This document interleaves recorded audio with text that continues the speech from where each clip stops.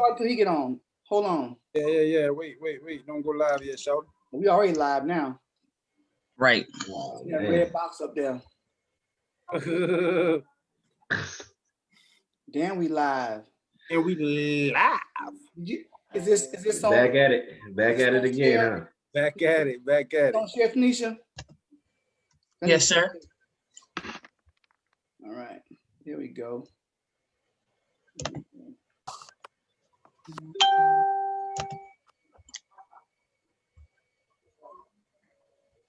I forgot my daggone pen. Welcome everyone that's on today. Hey, Angela. Hi, Miss Delitha. Edward. How y'all doing? What's going on, David? It's always a pleasure to have you on. How y'all see them now? Good evening, everyone. You gotta make it, Trevor. You gotta hit the big box, yeah. We're like it's like 3, 6, and it's 9 boxes. I guess it's too damn big. I ain't technically inclined. You know what I'm saying? I don't. It's all good. It's all good. What's up, David? What's up, David? What's good, brother? What's up, David? Welcome, David, to the campaign. I know, right? why David, come a boy? Hey, look at you with your mask. You must still be at work. You must be cutting them hair. We know where we going when we in Chicago, though. What's up, Tazane? There, my brother is. What's up? There you How's it go. going? Look at him. What's up? All right. All right. So good to see you. We already live, right? Yeah, that's right. All right. So what's up, Facebook world? What's up, YouTube world? What's up, Zoom world? Welcome to another fine edition of Fathers and Finance. I am your host, Trevor Evans, along with Marcus Hunt, Patrick Graves, and my main man, Mr. Isaac Plumley. What's up, guys? What's up, brother? What's up? Hope y'all are doing well. All is well. Awesome. I want to take a moment here, fellas, and introduce, man, one of my oldest friends on the planet. Literally, we grew up together, maybe about 1.5 miles, 2 miles from one another. Went to the youth summer sports program at Fort Valley State every summer. Fort Valley in the house. That's right, Fort Valley in the house. Played football together. This brother went on to do great things. You see right there, that's an official thing right behind his shoulder, a Bison legend. He is actually a Howard University Bison legend and a former NFL star.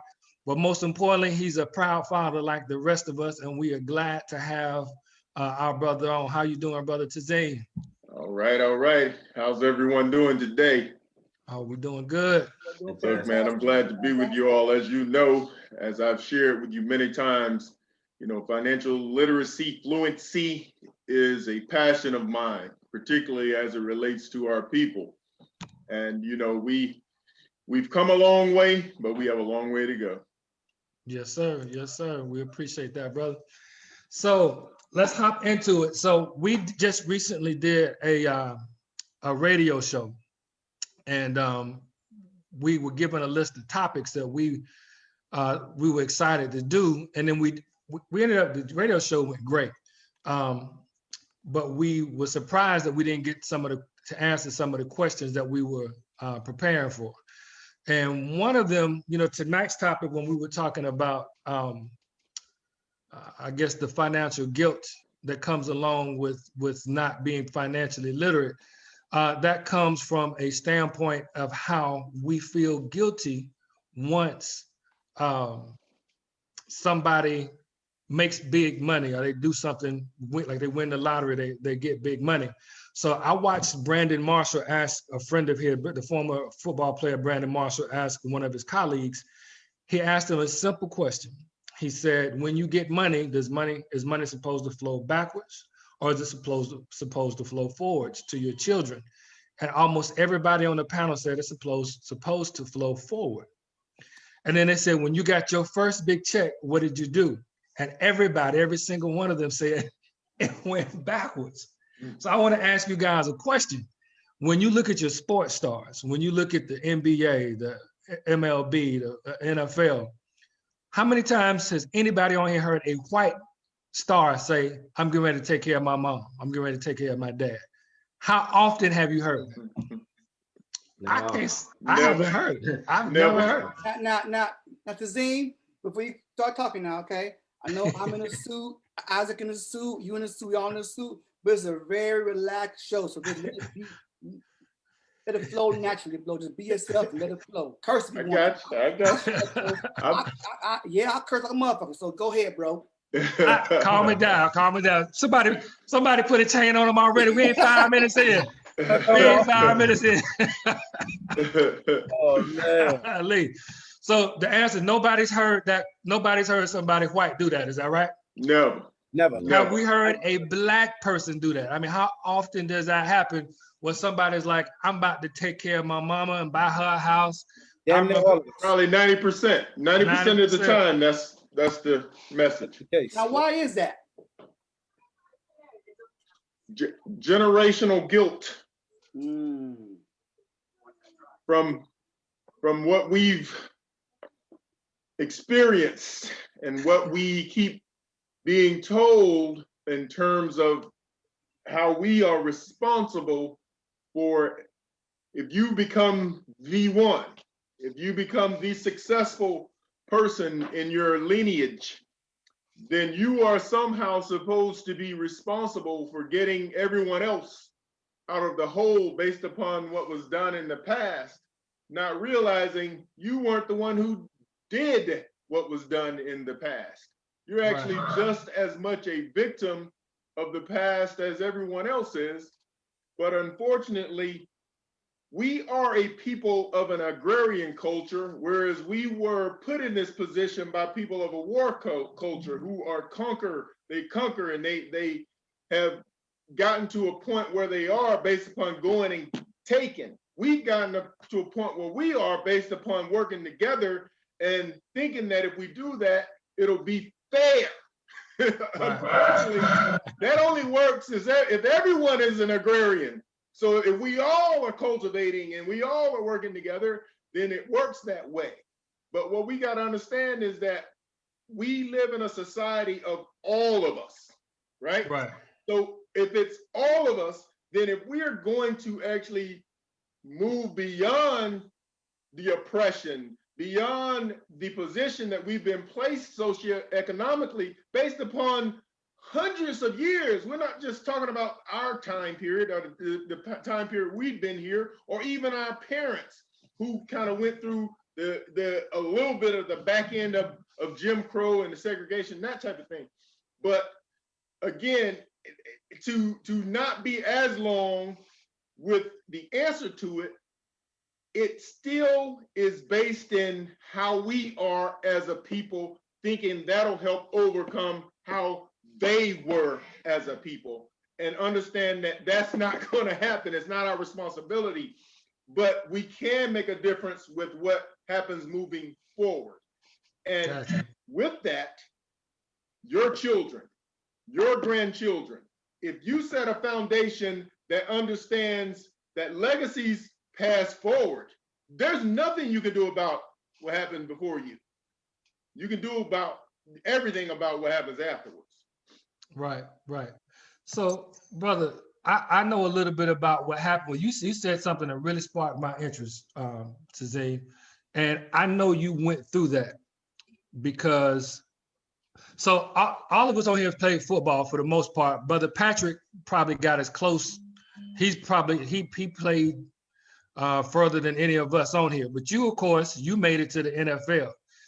Talk a little bit about that mindset of being the one. You mentioned about being the one. So obviously, there's a pressure that the rest of us don't feel. I mean, I went to college. My parents went to college, so I didn't feel like there was any pressure because I did something that my parents did.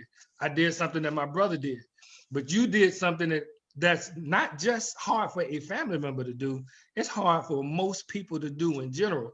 So when you made that mindset, made that step to the NFL, talk to us about that mindset of being the one and what burden that puts on you and why you feel that certain type of responsibility.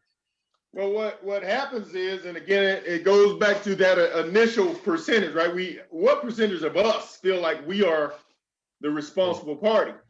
Now, again, all of that is cultivated as well. you're talking about generational, right? All this stuff passes on and on and on. So, okay, here I was as someone who certainly worked to succeed, but even in the best of circumstances and you thinking that you can do some great things, I mean, there aren't very many human beings who are going to think there will be 1 in 341 people in the entire history of the world. And at the time I retired, that's how many people have played in the NFL for as long as I had played in the NFL in the history of the world. Now, that number certainly has grown now, but see, people don't even understand how in and out the NFL is, how exclusive it is, right? Because you see the stars, but you don't realize that there are literally 50 people passing in and out around them, like every day. I'm not talking about every year, bro. They bring somebody in to take your place on Tuesday every week, right? So, and if they're good enough, they will cut you and bring their ass right in your spot, in your locker, while you cleaning your shit out. They coming in. But wow. So the thing that does though, so you become one of those who you're succeeding. Well, if you're succeeding, then there's that relativity of where you came from, right? So you remember what mom and dad went through, and you think about what you've heard as sacrifices and all of those things to get you where you are. Because that's what you feel like. That's what the world makes you feel like. Everybody was a part of it. And that's cool up to a certain point. But at the same time that I got there, I was able to see numbers that made me initially, now understand, because now you're talking about a financial, many years as a financial professional that have changed my mindset to understand that couldn't be the case. But initially, as a 22-year-old, making numbers that I saw, like literally my first check was bigger than any my dad had, any year my dad had ever had. My parents together, matter of fact. My very first check in the NFL was more money than my parents had ever made together in a year. So here I was. So that gave you some guilt then. I mean, you were like, as a 22-year-old, I'm thinking, man, you know, I see my parents working hard, doing all this stuff, and they've never been able to experience this. Right. So the other piece of it, you know, I'm an analytical amiable. So I care, but I also think. So I'm thinking, and I'm caring about my family back, and I'm thinking to myself, okay, so if $30,000 a week is coming in, and they were dang near weren't even making hardly that, a little more than that a year, so that means that I could help them, and I can help them, and I can help. So you're kind of putting this stuff together, right? But there are two things that happen real quick that help me out. So I'm not going to take credit for just suddenly figuring it out. Oh, remember, my very first training camp. I go and take my behind out there and get hurt. Uh-oh. So as football players, what do they tell you? You can't make the club what? In the tub. In the tub. In the tub. You can't make the club in the tub. So here I was, I'm hurt my very first year. Thankfully, and this is where the Creator just puts you in a position, the reason why you were even there in the first place. Thankfully, I was just a different type of being in terms of the size, weight, speed, all that stuff. So everybody, all the other teams were kind of looking and waiting, hoping that Green Bay would cut me and try to put me on the practice squad.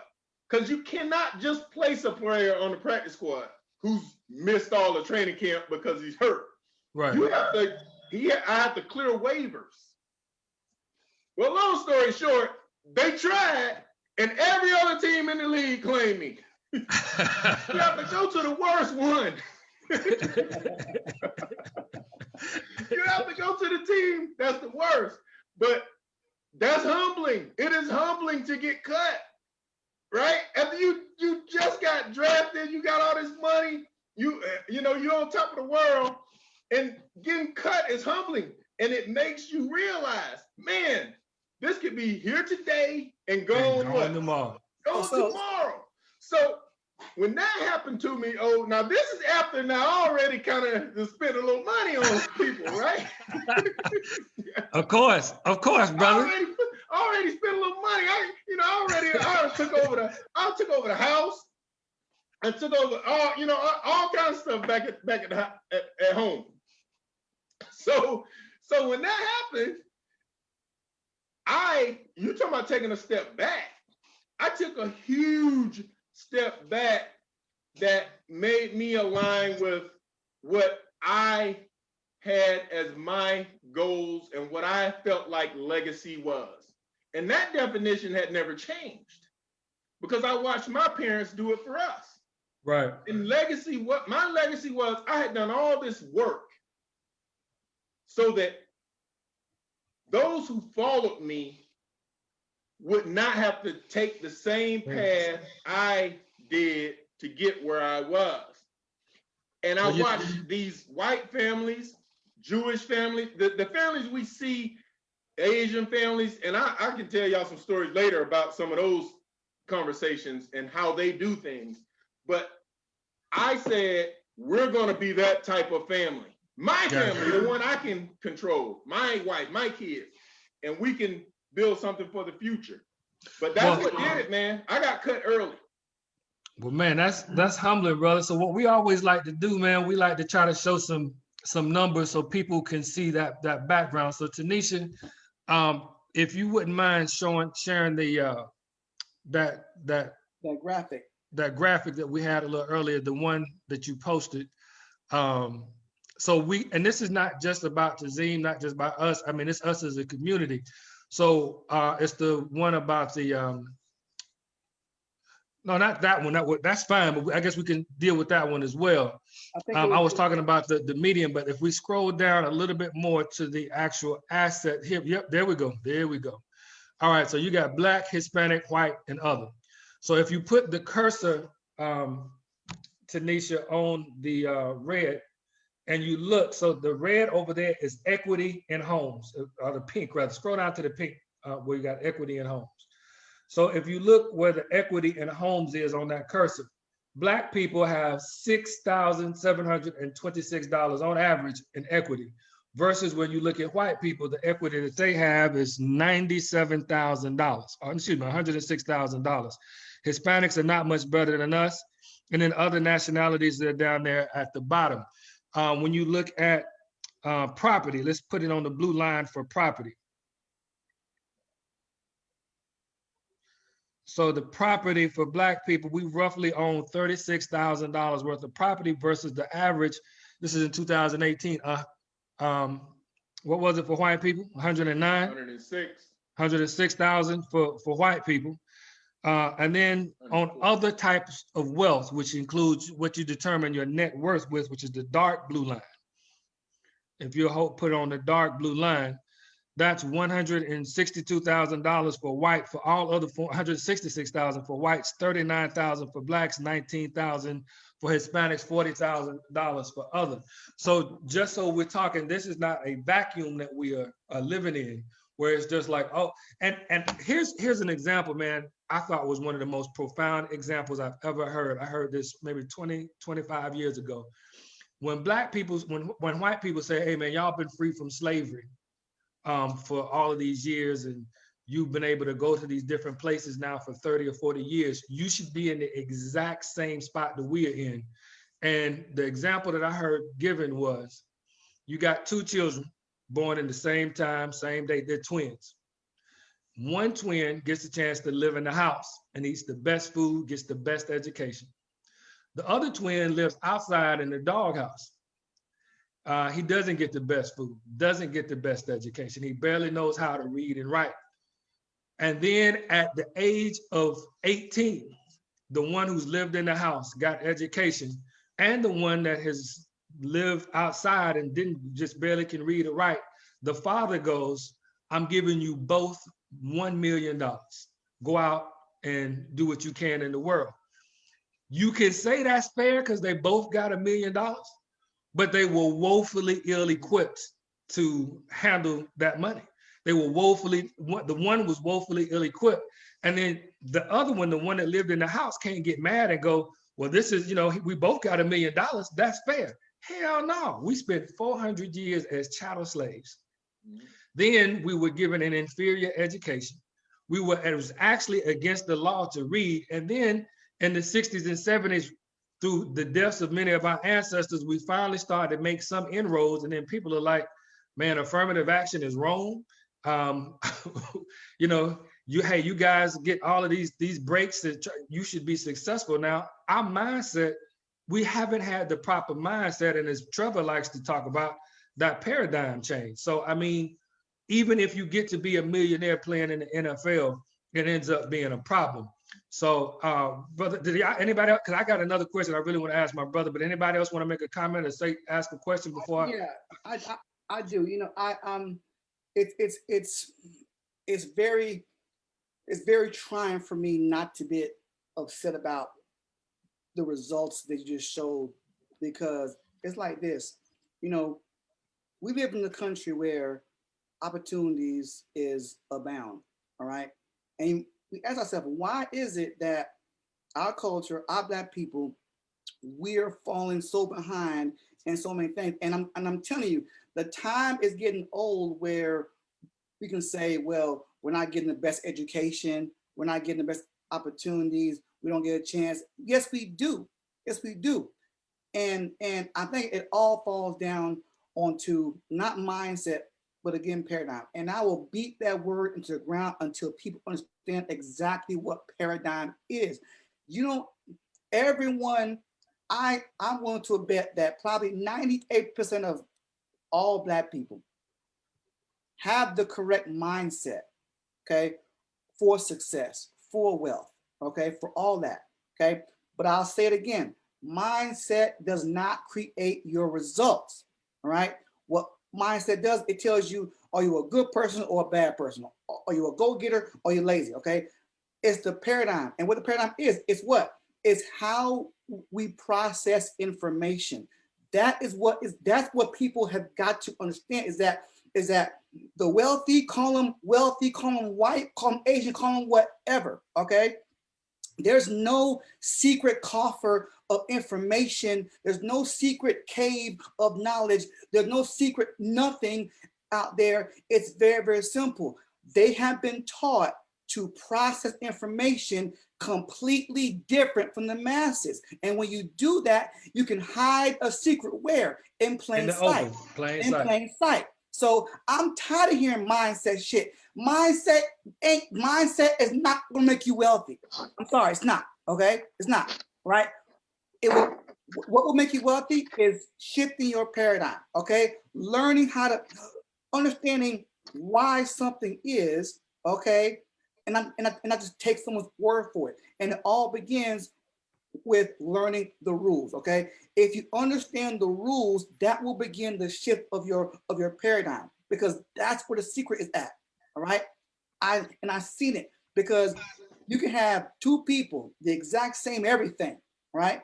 If one person thinks a certain way as far as the paradigm and someone else does, the results will be completely different, because your paradigm, okay, dictates your behavior. Okay, your paradigm does. And that's where it begins. And it begins by getting rid of all these false myths that are out there that keep that paradigm from shifting. Because it's let me tell you something. I've met more white people that are dumb as hell, but rich in the same aspect. Man, teach on that, bro.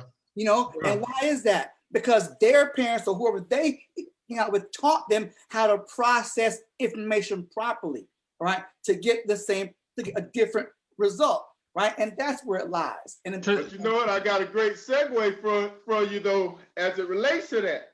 Understand that exact thing is the reason why we are having the conversation we're having right now, is because we're passing down a paradigm of ignorance. Yes. We keep on passing Yes. this shit to the next, to the next, to the Yes. next. And we keep on doing the same thing and thinking it's going to be a different result. Come on now. It's not. It is not. It literally takes a super shift. Yes. Come on. By somebody or somebodies in order for things to turn out different. I tell, you know, the funny thing is my wife and I, we have some interesting conversations. My daughter asked me the other day, she said, Dad, are we rich? And I said, well, I said, we're rich in what matters. She said, Dad, she said, these people don't have this big old house. And, and we were out there on the deck with the fire going, fire pit going, and the barbecue, outdoor kitchen, all that stuff, right? And she said, Dad, we got this big old house. And you know, she just kind of processing some things like, this ain't just like everybody else. Like there was something, it took something different. And she's like, in her word she want to use is rich. I actually don't even use rich. I use wealth, financially independent. Right. And because people can look rich and be broke as hell because they literally just spending all their money. But it takes a difference. And what Trevor just talked about, I run into those people all the time. You want to talk about some rich dummies? Mm-hmm. Yeah. But they learned the process from some people generationally, and they keep look at the guy who just left the White House. Exactly. Yes. Exactly, brother. Yes. Left the White House. There's a whole family of rich dummies. Now you can see that they're dummies because they don't even know how to work it, because they keep filing bankruptcy with the dad's business, who was the actual mind, who actually was the guy who built it. But yeah, we gotta find a way to teach our people the different way of doing things that is going to actually create production rather than consumption. We are consumers as a people. Right. I tell my daughter, I don't teach my daughter what my mother taught me. I don't teach my son my mom taught me, because that shit don't work. Okay, I teach them things that I was taught way after I was in the Army, way after I was in the military, things that I learned from other people that were like, you know what, if you want to do this thing right, understand some things first. And when you say passing down ignorance, it goes, you know, there's so many ways that can go. And I'm not trying to be like this, I know everything, or everybody's doing anything wrong. No. But even in some of the things that we say, okay, is wrong. All right. For example, okay, this topic came on our show, all right, last week, where the host was complaining about paying the IRS all this money and paying IRS all the blah, blah, blah. And I'm sitting there saying, okay, first and foremost, right, no one in America pays the IRS anything, okay? The IRS does not collect no taxes from us. Why? Because first of all, I said it many, many times, okay? It is illegal constitutionally for the government to tax our income. It is, okay? They don't tax our income, they tax how it's earned. Completely different avenue of behavior. So if you know that your income is not taxed, but how it's taxed, okay, well, you should pass on that. Okay, you don't want to earn your money as a W-2 or 1099, because those two quadrants are taxed the highest. You want to earn your income either as a business owner or as an investor, because those two quadrants are taxed from 0 to 7%. Now, the IRS, okay, they are an enforcing body, okay? What do they enforce? They enforce Title 26. What's Title 26? The tax code, okay? So we don't pay the government taxes. We don't. It's illegal. We don't pay the IRS taxes. All right. So who do we pay taxes? All right. We pay a private company called the United States Treasury. That's who we pay taxes to. It's a private company. Okay. That's tied to the Federal Reserve. Okay. So that information right there. Okay. Once you begin to, okay. So now so why do we pay this company and not the government? Because if you learn the rules, learn the laws, you know why. Okay, so I don't like it. I hate when people talk about, I hate paying taxes to the government. You don't pay to the government. You don't pay to the government. You pay it to the U.S. Treasury, okay? A private company, okay? And they break out the government a piece. And the IRS, all they do is enforce, okay? They are an enforcing body, right? So the shifting of paradigm comes from that, okay? You've got to learn the rules of whatever it is you want to do, because once you learn the rules, that shifts your paradigm. It allows you now to process information differently, which now allows you to behave differently, because your results is not from what you know. Your results come from how you behave. One of the things that I wanted to tell Tazim about when he started talking about paradigm shifts, all of you guys, had different, all of us have had different stories of how we had that paradigm shift. Tazim and I know a gentleman by the name of David Lane. We went to high school together. We were in the same grade. And Tazim's freshman year, his rookie year, I was still in school. I was working part-time. I just got married. I was working part-time at Orkin, still in school, working part-time. And I went to go to do a sales pitch for a company, a landscaping company. Come to find out, it is our high school buddy, David Lane, whose father happened to own a peach farm in one of the Lane packing sheds in Fort Valley, Georgia. You and I were head and shoulders above this dude as far as intelligence and grades were in school. Right. I think we were in the top 10, 15% as far as grades were concerned. Mm-hmm. He might have been in the lower percentile, you know what I'm saying? Mm-hmm. But it was his company. David Lane owned trucks and whatever. We were the same age. He was 22, I was 22. Mm-hmm. I'm working for another company. He has a company. He's paying out salaries to everybody at the age of 22. And I looked, I said, what in the hell is wrong with this picture?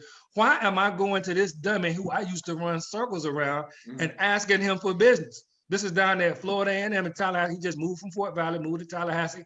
I had no idea he was there. And in those 4 years, he had a business that was up. And I'm sitting there thinking, and I'm not telling anybody not to get an education, please get an education. I'm not mentioning that at all. But our paradigm shift is either go to school or play sports or what have you, and we don't think about any other avenues. So Tazim, I wanted to ask you, obviously you made some bad decisions and some of your other people made bad decisions. What were you seeing around you in the locker room that you was like, I can't go down that path? I got to change. Next question, bro. That's my next question right there. Yeah. What did you see in the locker room where you was like, what in the hell? Well, the thing is, understand that in that locker room are all of us from all those different backgrounds, but primarily those who look like us. We are the majority of the league. But there are also some white guys in there, right? Right. So what I saw was so many examples of the good and the bad. Now understand that when you're coming into the league as a rookie, there are also these guys that are on their way out as vets, 10, 12-year veterans. They're ending their career, you're coming in, so you kind of get to see everything in between. So on the negative side, so here I had some veteran guys, and you kind of overhear the different conversations, guys talking, hey man, so what you gonna do? Blah, blah. And the guy will have been in the league like 10 years talking about, man, I need to get me one more. I need to get me one more. I'm thinking to myself, This dude makes $3 million a year. You need to get you one more. Come to find out, they're spending like $1.2 million. They got like $1.2 million lifestyle. I'm like, dude, you can't maintain that. Like, how you gonna maintain $1.2 million lifestyle?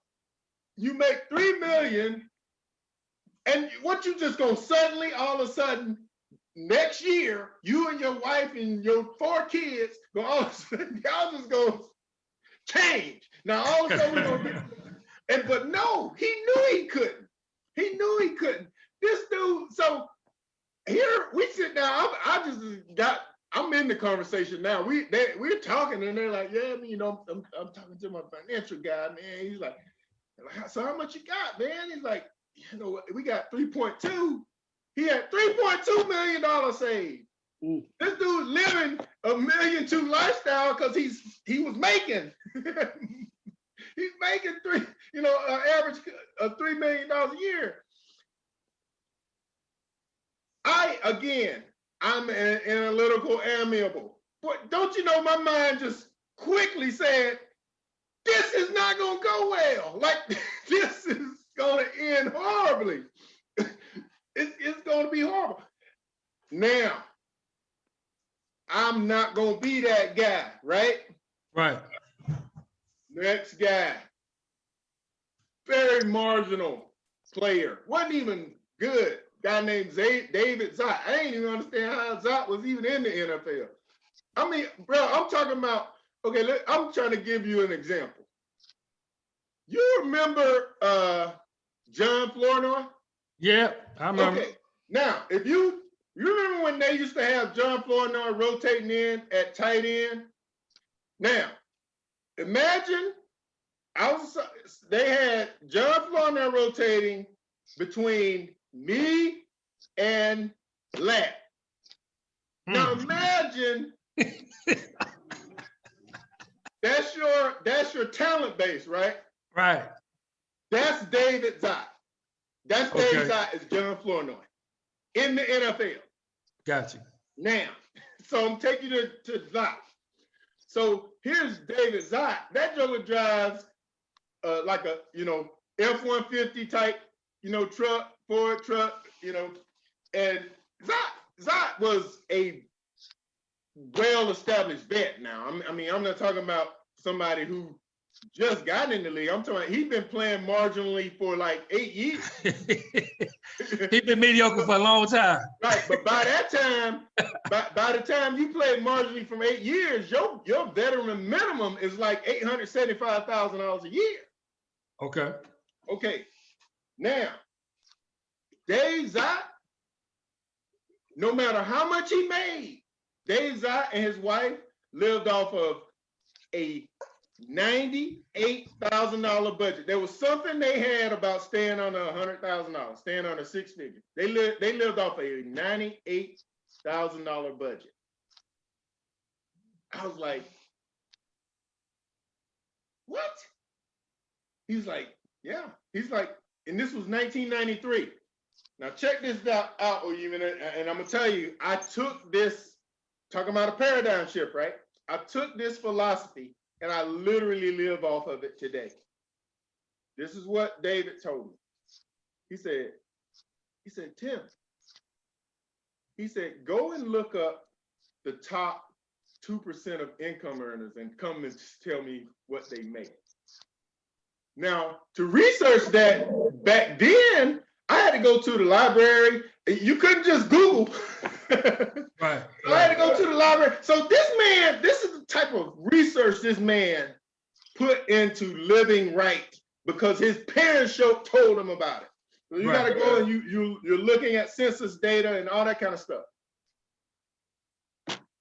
Oh, the top 2% of income earners, the top was $98,000 average.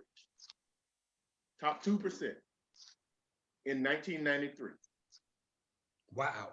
If you made $98,000, you were in the top 2% and 93 earners. Wow. So what did I do? What did I do? From that point forward, I said, I will never live outside of the top 5%, over the top 5% of income earners as a standard lifestyle and budget. So I've always looked up the number. So to this day, you still look up the number. I look up the number. When I started doing it, it was $138,000. For 5%. Top 5%, $138,000. That was the average income. I have never, it actually doesn't always go up. By the way. I can see that. I can see like in 2008, I can see how it would go down. I think Years right like now it's 2008. around 2.25, I think. What'd you say now? I think right now it's about 2.25, isn't it? Yep. Yeah. Right. In 2020, the last numbers that we have, it's 228,000. Yeah. To be in the top 5%. That's nothing, bro. Exactly. Nothing. Exactly. But if you come up with your number, understand this. Obviously, a lot of people aren't living in that area. But think about this. Well, what if you're in the top? What if you looked up the top 70% and you find out that you're making more than that? Why would you be spending all of your money? Here's the eye opener. There are people on this call right now that are probably within the top 10%, okay, income-wise, right? And if that shocks you, you ain't doing enough research, okay? Because your income level shouldn't shock you. There are probably people on this Facebook call, on the Zoom call, that are probably within the top 5% income earners in our country. And if that number shocks you, all right, and you are still somewhat struggling or somewhat dependent upon a paycheck or whatnot, okay, that should be an eye opener right there, because how much money do you need to make to be able to take care of yourself, right? And that should tell you right there, okay, what am I thinking when it comes to the money I'm making and the money I'm spending and the money I'm investing, okay? Because here's the thing about it, man. A dollar has one job, and that's to make one more dollar, right? And if you don't learn that concept, right, you'll always be trying to earn that dollar, because there comes a time where I look at every dollar as an employee, okay? If I'm gonna go out and earn, if I'm gonna go out and earn you dollar, okay, once I have you, all right, I'm now put you to work, okay? Right. That's the mindset that I have, all right? So if you got $25,000 sitting aside, 10 grand, you have 25,000 employees. Put their ass to work, okay? Because you went to work to go earn them, right? Now that you earn them, now what you gonna do, okay? I really, I don't think we're giving enough credence to what Tazim just said, bro. Yeah. I want you to think about Black folk. I really want you to think about Black folk. When we get money, the first thing we want to do is ball out of control. We have to show somebody that we made it. Yep. That's almost like, it's almost like breathing for us. And for Tazim to go, how much did you? So I make millions, and then you saying the top income is this, and I'm purposely not gonna spend. Let me tell you something. This is Fathers and Finances. Some of us would have wives that would go, look, bro, I was with you through college, blah, blah, blah, this, that, and that. I dealt with these other women, all this other stuff. You telling me you making $5 million and we're gonna live off $100,000? You might have a problem. You might have a problem unless you got the foresight to see, hey, this is about longevity. This isn't about right now. But think about this. Think about this. I want you to add this to your logic in the conversation. You're living better than 95% of everybody. Yes. Yes. Come on, brother. Come on, yes. Come on, man. Yes. Are you serious? Oh, yes. Man, bro. Think about that, man. And we don't, but Think about Dak Prescott just signed $260 million. If Dak Prescott is it's 160. It's 160. Yeah, I'm sorry, 160. He signed 160. 164. Yeah. If Dak Prescott lives off of $225 or $228,000 a year, people would say he's crazy. But it's actually the most brilliant. He's still making more than 95%. Like Brother Tazim said, he's just using his money to do something different. This is the other piece of it. Well, then the people say, well, then what are you doing then with excess if you are balling out of control, right? Okay, you have to have decided what's your legacy. Is your legacy stuff that actually depreciates? Is your legacy stuff that makes more money? Well, I always first look at what's gonna make more money. My wife will tell you right now, I tell her almost every day, I was like, okay, we need to look at this business. We need to talk about this business over here because we need to get some more money that's actually flowing. And that's just how my mind works. My mind is talking about how can this produce something else. That's how my kids' mind work now. That's how my daughter's mind works now. She has like 4 or 5 different income streams because that's how the paradigm has been shifted. This is your oldest daughter, right? So yes. Lexi, who graduated from Spelman. Okay, so now, but okay, life is not just about saving. Okay, we live and we enjoy life. So you actually, if you have taken care of the prioritized pots, you should have a slush fund, whatever you want to call it, that is a disciplined amount that you say we can do what we want to do with this. And with that, if the other areas, understand this, if this here loses money, then guess what? The slush fund that goes first. Right. The slush money has lost money. Like I'm not gonna lose here and spend here. Okay, that's not how it works. So this has to do its thing.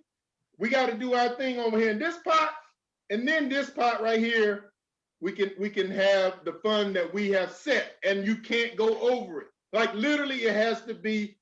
You have to be disciplined. I think discipline is the best word that we lack as a people because we do want to impress folks, and we do want to take care of mama, and we want to take care of daddy. We want to do all these things because we think it's the right thing to do, and we literally are taking from our own legacy to do it. He's right. Say that again. We take it from our own legacy, bro. That was deep, bro. Yeah. We take it from our own legacy.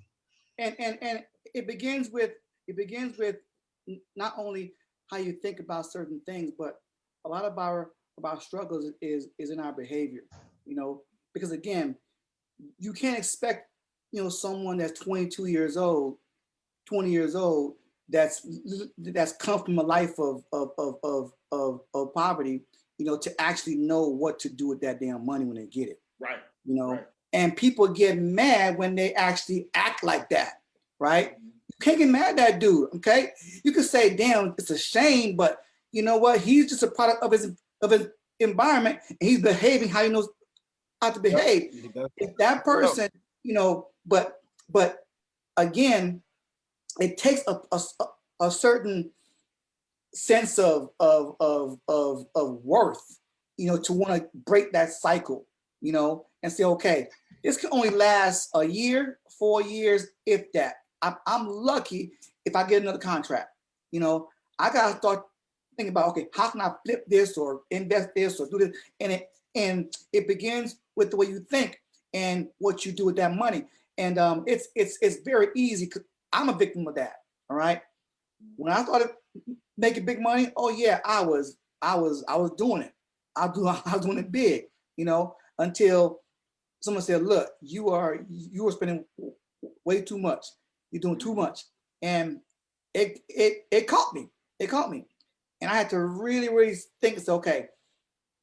First of all, I'll be embarrassed, okay, to say I made all this damn money, all right, and ain't got nothing to show for it. Yeah. Okay. So Right. so what can I do to at least show that I did something with this money? And that's what led the journey to where I'm at now. Okay. I didn't know all of this I know now because I was taught it. I went through the hard knocks of learning as well. I made a lot, spent a lot. Okay. I was embarrassed and I was like, you know, I cannot be this person that's talking about financial education, talking about wealth and money, and then and being a whole. So I had to really, discipline is a key word, and a lot of people don't have it. Don't have it. Just don't have it, you know? Well, look, y'all, I want to make sure, you know, this has been me, Trevor, and Tazeen pretty much for almost the whole hour.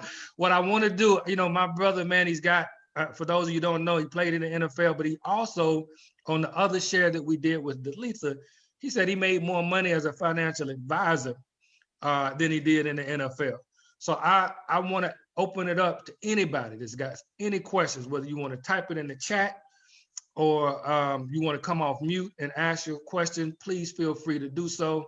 Even our females, anybody. Yeah, even the sisters that are on, please, if you got some questions, please ask them. We don't want to hold it up.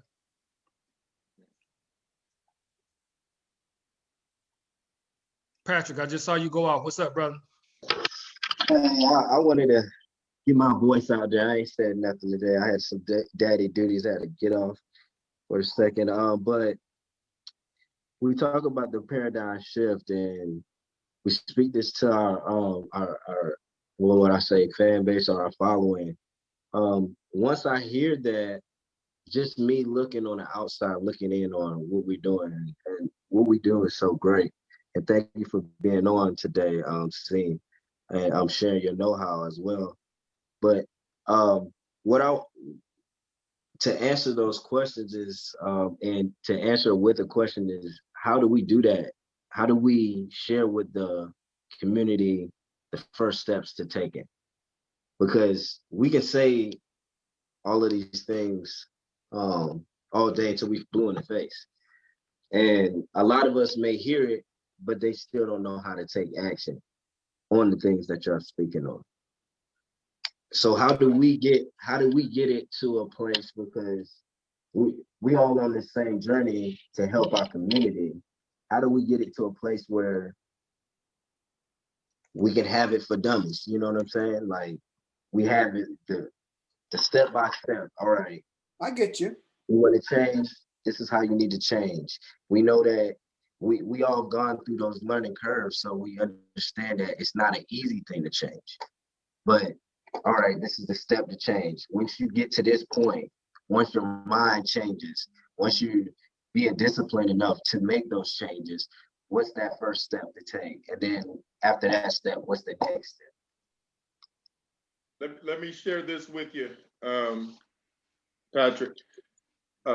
One of the things that ended up early on in my financial services career that got me really frustrated was thinking that I could save everybody and help everybody.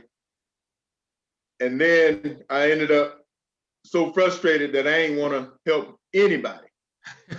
So what you got to look at it is you're preaching. It's no different than how would you probably heard the saying, how would you eat an elephant? One bite at a time. Yeah. So understand this. A lot of times these types of things happen one person at a time. Eventually I got to where I was speaking before audiences of thousands, but it happened after I started having successes one person at a time. And you do it by educating one person at a time. Because understand this, one of the most upsetting things that's going to, you look relatively young compared to me. How old are you, brother? How old are you, Patrick? I'm 30. Okay, yeah. So you're 20 years my junior. So if you haven't already, I can promise you right now that you're going to go to many people with the most sincerest and the best advice you could possibly have. that could literally change their life. And they're gonna say no. I mean, brother, let me tell you something. I've already Frustrating. experienced it. Frustrating. I have sat in rooms. And this is a situation where we can really talk about the differences in paradigms. I've sat in rooms of middle class white people, middle class, right? Mm-hmm. They would have cut their wrists if their bank accounts was below $50,000, $60,000. They were like, I don't have any money. Like when we needed to pay for something, right? It was like, I don't have any money. They got like $50,000 in the bank, right? They're like, I don't have any money. I need to make sure I take care of. And the reason we're having a conversation is because they want to make sure they're taking care of their financial services products.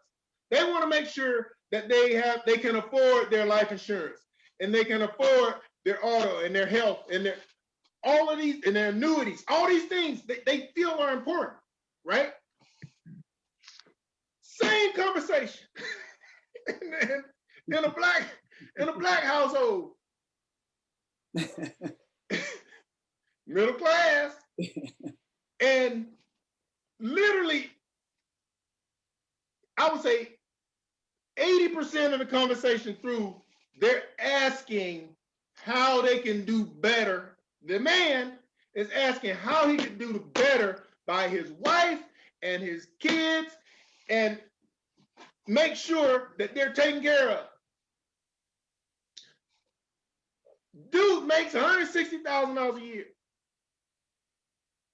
Guess how much he has in the bank at any given time? $1,000 maybe. Like $2,000 is a lot. Like if he gets $2,000 in there, that's like, ooh, I got a little money in the bank right now. Sizzler, go Sizzler, come go Sizzler. Yeah, like I got a little money in the bank right now, right? So what do we need to do? We gotta not make them feel bad. Like you can't guilt anybody to doing anything. Understand that, right? So you're just educating them. And I actually wrote an article around that time when I was having those meetings, and it says that you have to sell the needs in order to get people to buy your products. You must sell the needs. They'll buy your products. You shouldn't go in there trying to sell any product. You shouldn't go in there trying to sell life insurance, health insurance, annuities, mutual funds. You have to sell people on the need that they feel they have. And then they say, well, how can I take care of that? And guess what? You say, okay, this is the product that takes care of that. But you have the conversation based upon that person's needs, that person's passions, but it's one person at a time. And we're kind of having fun right here. And I'm as you can see, I'm a very passionate speaker, and I can be aggressive, but I also can do an analysis of who I'm speaking with if I'm going into a sales meeting to understand that you could be funny or aggressive with this person, but this person right here, that's not how that works. You know what I'm saying? You got to read it. Visualize, because you're there to help them, not preach to them, not talk down to them. Now, you're there to help the person. So with that, and to wrap back around with your question, Patrick, every day we're all humble students. And we got to say, just like the person we're sharing what we know to, we got to share with them that I promise you at the end of this conversation, there'll be something that you will probably share with me that I didn't know. Because life is never going to be one where it's a unilateral way of communication and you want to continue to communicate with that person. Life doesn't work like that. Imagine if every time you talk to somebody, you never got to share anything or have any value to the conversation, then that's not going to be a conversation you want to keep having. So it's just going to be a matter of you finding out, letting that person share their heart with you. All right, I see that Delitha has raised her hand. Sister Delitha, what would you like to say? I have good evening. Good evening. I would be remiss if I didn't say hello to our special guest, brother. Good evening, brother Tazim, and thank you guys for this amazing conversation. Hello to all of our fathers in finance, looking very handsome. I don't know if you guys can see, but we have you on a gallery view where you're spotlighted right now. So there's 4 blocks right now. That's what people see. One of my mentors used to tell me, Delitha, there is 100% of knowledge in the world. 10% you know, and you know. For example, my background is actually in higher education, student affairs, and psychology. No one can tell you you don't know that. You went to school for it, you studied for it. Or if it's being a parent, you know it and you know it well. There's another 10% of information that you are aware of, but you also know that you don't know anything about it, i.e., engineering, i.e., medicine, i.e., real estate. Those are not areas of expertise for me. I'm very sports even, right? Know it's out there, know very little about it, right? But then the challenge, that's a calculation of 20%. The challenge is when there is yet another 80% of information that's out there that we can't even begin to have a conversation about because you don't know what you don't know. And so to the point of what does a person do? How do they pursue access to knowledge? This platform of Fathers in Finance, coupled with another platform we have, Sister Mommies and Money, it is geared towards the very heartbeat of financial education. And when we talk about financial education and financial literacy, it's not a show. It's not because it's a hype. It's not because, oh, I'm doing it. I love what you said, Tazim, how you approach people. You're not approaching them from the sales pitch of what you want to get, but rather how you can serve them. If that be ever true, attend our workshops, get educated, get in the driver's seat of your own life. Read that Saving Your Future book. It's not going to tell you everything, but baby, it will tell you the basics of how to build. And then you get yourself into an environment where you can keep learning. Everybody that I'm looking at, Tazim, I don't know if you're still licensed in the industry, but I know you have held a license. I know Isaac is licensed. I know Trevor is licensed. If you have a license, now what you are saying is that I have access to have movement in this conversation, and I can have access to the things that we're talking about, which is what? Money. So it's not how. This is the platform. If you're out there listening in Facebook world, Instagram, YouTube, whoever will hear this, you get connected and you join our campaign and you join our cause and you attend the workshop so that you can learn. That's how you do it. There is no question. We have complete and utter clarity, and we have to be the movers in our community. We have to be the movers to make sure that we can take this step forward in this time more than ever. We are saving our own futures. Right. Sister Delitha always putting that's that financial Holy Ghost I'd like to talk about, my sister. Let me tell you, brother Tazim, if anybody get you the ghost about some finances, Sister Delitha, bro, I'm telling you, I done stood up in a couple of meetings and waved my hand. Them old women be waving their handkerchiefs. I find me a handkerchief and start waving it with Delitha to get up there and start talking, man. So that's what's up. And it's interesting, Yemen, your screen's cut off a little bit, so I'm actually we've been on this phone, on this thing all this time, and I just realized that says my why at the top. Yeah. But I'm going to tell you right now, Patrick, that is the #1 way you could talk to people about any of this stuff.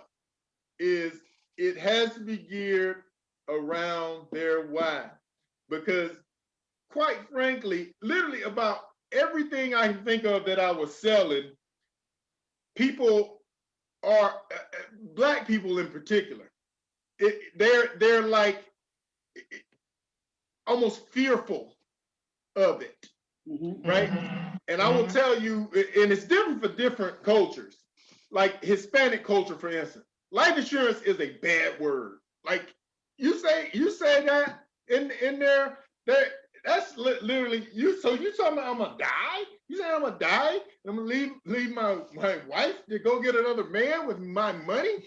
You know, I mean, it's you know. I hate that so much. I hate that, bro. So nobody want to hear about life insurance.